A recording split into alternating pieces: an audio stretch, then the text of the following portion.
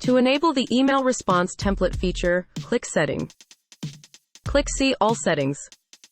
With your mouse, hover Add-ons. Click Accounts. Click Advanced. Scroll down to Templates and click Enable. Scroll down and click Save Changes. To use the email response feature, open Inbox and click Compose. Click Subject. Type Subject. Click Message Body. Type Message Body and press Enter. Click the three dots or More options. With your mouse, hover Templates. With your mouse, hover Save Draft as Template. Scroll and click Save as New Template.